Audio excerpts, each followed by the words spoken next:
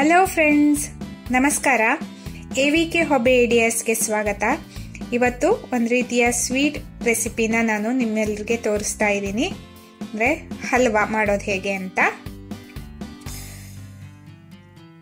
ಏನೇನು ಬೇಕು ಐಟಮ್ಸು ಅನ್ನೋದನ್ನು ತಿಳ್ಕೊಳ್ಳೋದಕ್ಕೂ ಮುಂಚೆ ನೋಡಿ ಫ್ರೆಂಡ್ಸ್, ನೀವು ಇದೇ ಮೊದಲು ನನ್ನ ಚಾನಲ್ನ ಈ ವಿಡಿಯೋನ ನೋಡ್ತಾ ಇದ್ರೆ ನನ್ನ ಚಾನಲ್ಗೆ ಸಬ್ಸ್ಕ್ರೈಬ್ ಆಗೋದಕ್ಕೆ ಮರಿಬೇಡಿ.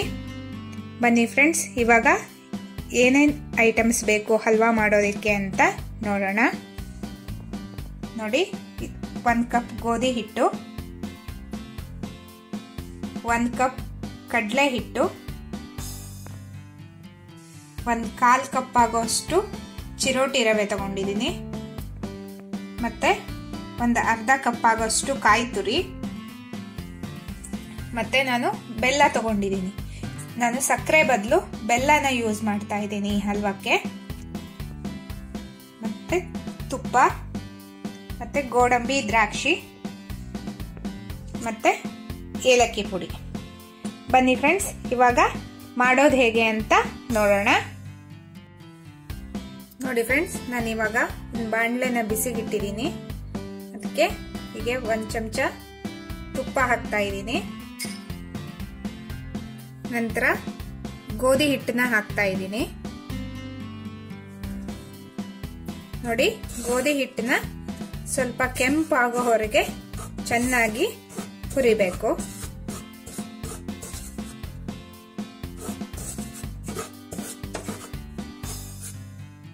ನೋಡಿ ಫ್ರೆಂಡ್ಸ್, ಇದು ಇವಾಗ ಆಗಿದೆ.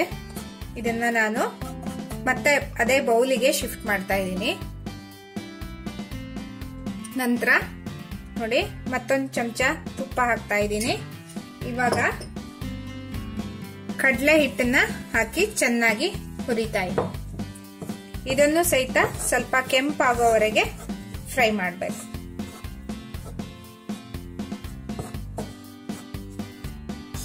ನೋಡಿ ಫ್ರೆಂಡ್ಸ್, ಇದು ಇವಾಗ ರೆಡಿ ಆಗಿದೆ.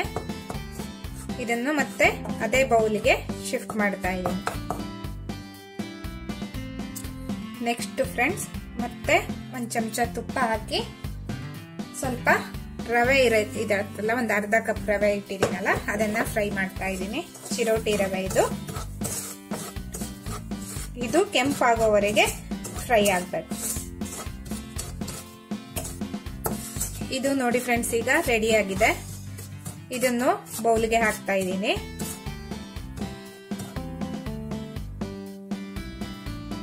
ಇನ್ನು ನೆಕ್ಸ್ಟ್ ಕಾಯಿ. ನೀವು ಕೊಬ್ಬರಿನ ಹಾಕೋದಾದ್ರೆ ಹೀಗೆ ಹುರಿಯೋ ಅವಶ್ಯಕತೆ ಇರಲ್ಲ. ಕಾಯಿ ಆದ್ರಿಂದ ಸ್ವಲ್ಪ ನೀರಿನಂಶ ಹೋಗ್ಲಿ ಅನ್ನೋ ಕಾರಣಕ್ಕೆ ಇದನ್ನ ಸ್ವಲ್ಪ ಹುರ್ಕೋಬೇಕಾಗತ್ತೆ ಫ್ರೆಂಡ್ಸ್. ನೋಡಿ ಫ್ರೆಂಡ್ಸ್, ಇದು ಇವಾಗ ರೆಡಿ ಆಗಿದೆ.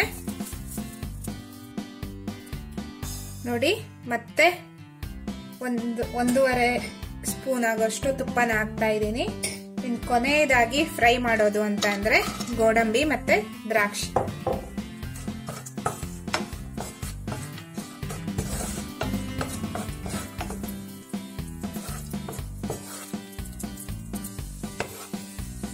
ಇದು ಇವಾಗ ಆಗಿದೆ. ಇದನ್ನು ಬೌಲಿಗೆ ಶಿಫ್ಟ್ ಮಾಡಿ ಇಟ್ಕೋತಾ ಇದ್ದೀನಿ. ನೋಡಿ ಫ್ರೆಂಡ್ಸ್, ಅದೇ ಪಾತ್ರೆಗೆ ನೆಕ್ಸ್ಟ್ ನಾನು ಬೆಲ್ಲ ಹಾಕ್ತಾ ಇದ್ದೀನಿ. ನೋಡಿ, ಇವಾಗ ಬೆಲ್ಲ ಮುಳುಗುವಷ್ಟು ನೀರು. ಇದು ಇವಾಗ ಚೆನ್ನಾಗಿ ಕರಗಬೇಕು ಫ್ರೆಂಡ್ಸ್.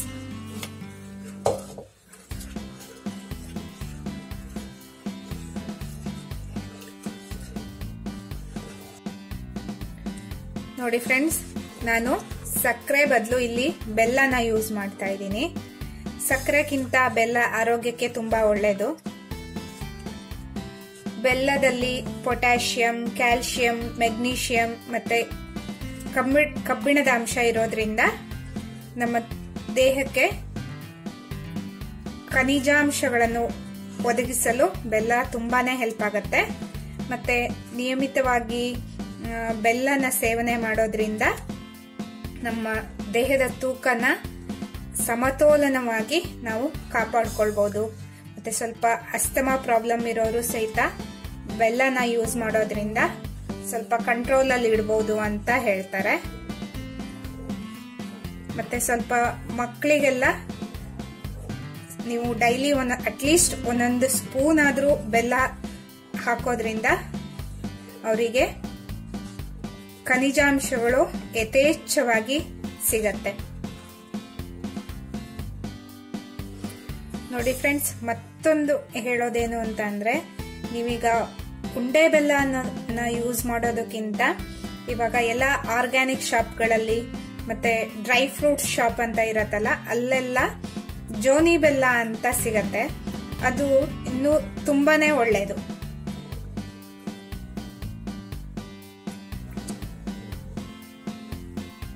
ನೋಡಿ ಫ್ರೆಂಡ್ಸ್, ಇವಾಗ ಇದು ಬೆಲ್ಲ ಕರಗಿದೆ. ಇದು ಸ್ವಲ್ಪ ಚೆನ್ನಾಗಿ ಕುದಿ ಬಂದು ಸ್ವಲ್ಪ ಒಂದೆಳೆ ಪಾಕ ಅಂತಾರಲ್ಲ, ಆ ಹದಕ್ಕೆ ಬರ್ಬೇಕು. ನೋಡಿ ಫ್ರೆಂಡ್ಸ್, ಇವಾಗ ಇದು ಚೆನ್ನಾಗಿ ಕುದಿ ಬರ್ತಾ ಇದೆ. ಹೀಗ್ ಮಾಡಿದಾಗ ಸ್ವಲ್ಪ ಎಳೆ ಎಳೆಯಾಗಿ ಬಂದ್ರೆ, ಒಂದು ದಾರದ ತರ ಬಂದ್ರೆ ನೋಡಿ ಅದು ಪಾಕ ಬಂದಿರತ್ತೆ ಅಂತ. ಇನ್ನೊಂದ್ ಸ್ವಲ್ಪ ಹೊತ್ತು ಹೋಗ್ಬೇಕು. ನೋಡಿ ಫ್ರೆಂಡ್ಸ್, ಇವಾಗ ಈ ಹಂತದಲ್ಲಿ ಇರುವಾಗಲೇ ನಾನು ಕಾಯಿ ಹಾಕ್ತಾ ಇದ್ದೀನಿ.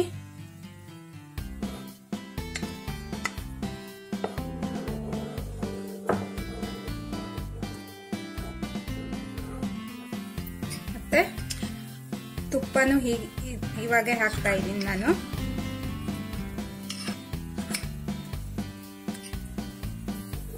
ನಿಮ್ಗೆ ಬೇಕು ಅನ್ಸಿದ್ರೆ ಇದಕ್ಕೆ ನೀವು ಕೇಸರಿ ಸಹಿತ ಹಾಕೋಬಹುದು. ನೋಡಿ ಫ್ರೆಂಡ್ಸ್, ಇವಾಗ ಇದು ಆಗಿದೆ. ನಾನು ಮೊದಲನೇದಾಗಿ ಹೀಗೆ ನೋಡಿ ಸ್ವಲ್ಪ ಸ್ವಲ್ಪನೇ ರವೆನ ಹಾಕಿ ನೋಡಿ ಹೀಗೆ ಫಸ್ಟ್ ನಾವು ಸ್ವಲ್ಪ ಸ್ವಲ್ಪನೇ ಹಾಕ್ತಾ ಹೋಗ್ಬೇಕು, ಇಲ್ಲಾಂದ್ರೆ ಗಂಟಾಗ್ಬಿಡತ್ತೆ.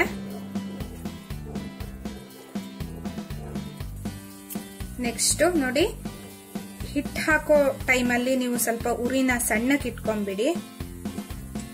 ಹಿಟ್ಟನ್ನು ಸಹಿತ ಸ್ವಲ್ಪ ಸ್ವಲ್ಪ ಹಾಕಿ ಮಿಕ್ಸ್ ಮಾಡಬೇಕು. ಗಂಟಾಗದೆ ಇರೋ ರೀತಿ ಹಾಕ್ತಾ ಹೋಗ್ಬೇಕು ಫ್ರೆಂಡ್ಸ್.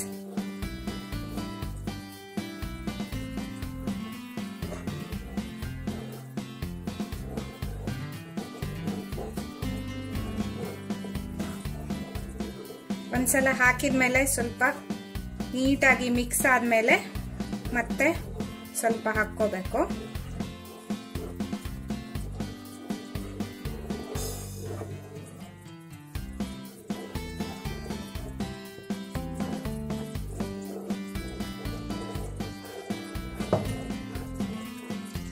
ನೆಕ್ಸ್ಟ್ ಕಡಲೆ ಹಿಟ್ಟು ಹಾಕ್ತಾ ಇದ್ದೀನಿ ಫ್ರೆಂಡ್ಸ್. ಇದನ್ನು ಹಾಗೆ ಸ್ವಲ್ಪ ಸ್ವಲ್ಪ ಹಾಕೊಂಡು ಮಿಕ್ಸ್ ಆದ್ಮೇಲೆ ಉಳಿದಿರೋ ಮತ್ತೆ ಸ್ವಲ್ಪ ಸ್ವಲ್ಪ ಹೀಗೆ ಹಾಕ್ತಾ ಹೋಗ್ಬೇಕು.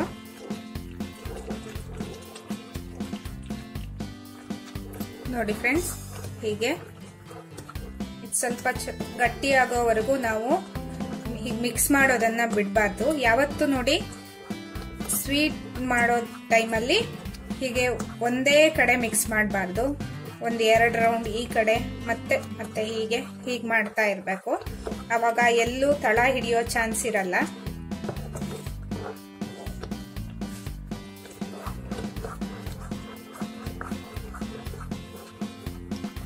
ಇವಾಗ ಉಳಿದಿರೋ ತುಪ್ಪನ ಹಾಕ್ತಾ ಇದ್ದೀನಿ.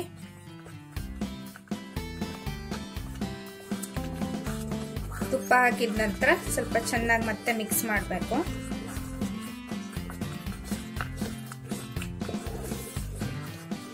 ನೋಡಿ ಫ್ರೆಂಡ್ಸ್, ಇದು ತುಂಬಾ ಕ್ಯಾಲೋರಿ ಇರೋ ಸ್ವೀಟು. ಮಕ್ಕಳು ಇದನ್ನ ತುಂಬಾ ಇಷ್ಟಪಟ್ಟು ತಿಂತಾರೆ.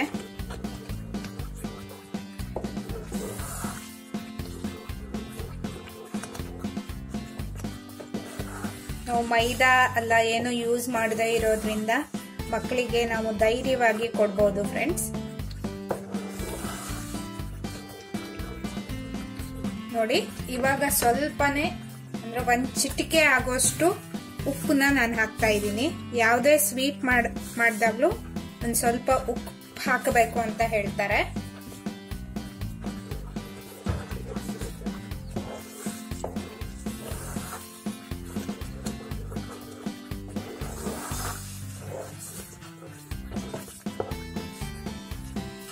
ನೋಡಿ ಫ್ರೆಂಡ್ಸ್, ಸ್ವಲ್ಪ ಗಟ್ಟಿ ಆದ್ಮೇಲೆ ಹೀಗಾಗಿದೆ. ಇನ್ನೂ ಒಂದು ಸ್ವಲ್ಪ ಗಟ್ಟಿ ಆಗಬೇಕು. ನಿಮಗೆ ಬೇಕಾದ್ರೆ ಇನ್ನೂ ಒಂದು ಸ್ವಲ್ಪ ತುಪ್ಪನ ಈ ಹಂತದಲ್ಲಿ ಹಾಕ್ಬೋದು. ಇವಾಗ ನಾನು ಏಲಕ್ಕಿ ಪುಡಿ ಹಾಕ್ತಾ ಇದ್ದೀನಿ. ಮತ್ತೆ ಹುರಿದಿರೋ ದ್ರಾಕ್ಷಿ ಗೋಡಂಬಿನೂ ಹಾಕ್ತಾ ಇದ್ದೀನಿ.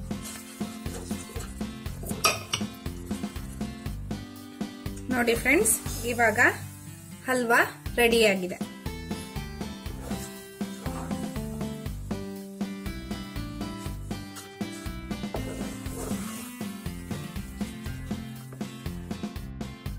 ನೋಡಿ ಫ್ರೆಂಡ್ಸ್, ಹಲ್ವಾ ಈಗ ರೆಡಿಯಾಗಿದೆ. ಇದಕ್ಕೆ ನಾನು ಕೊಟ್ಟ ಹೆಸರು 7 ಕಪ್ ಹಲ್ವಾ. ನೋಡಿದ್ರಲ್ವಾ ರುಚಿ ರುಚಿಯಾದ ಹೆಲ್ದಿಯಾದ ಹಲ್ವಾ ರೆಸಿಪಿನ ಹೇಗೆ ಮಾಡೋದು ಅಂತ. ನೀವು ಈ ವಿಡಿಯೋನ ನೋಡಿ ಟ್ರೈ ಮಾಡಿ ಮತ್ತು ನಿಮ್ಮ ಫ್ರೆಂಡ್ಸ್ಗಳಿಗೂ ಎಲ್ಲ ಶೇರ್ ಮಾಡಿ. ಮತ್ತೆ ಮುಂದಿನ ವಿಡಿಯೋದೊಂದಿಗೆ ಮತ್ತೆ ಭೇಟಿಯಾಗೋಣ friends. Until then, take care. Bye bye. Thank you for watching.